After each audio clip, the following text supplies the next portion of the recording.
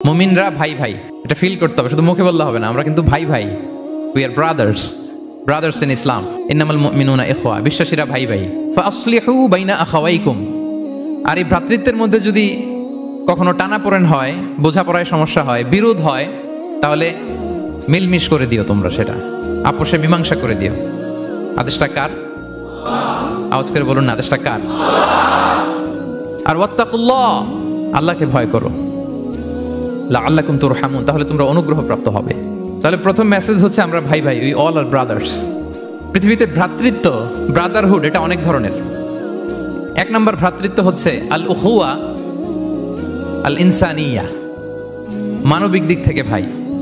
যারাই মানুষ তারাই ভাই, কারণ আমাদের আদি পিতার নাম, আদি মাতা অ্যাডাম এন্ড ইভ।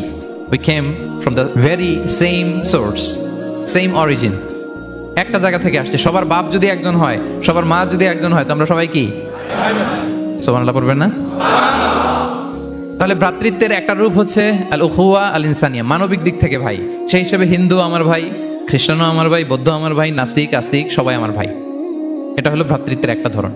ভ্রাতৃত্বের আরেকটা ধরন হচ্ছে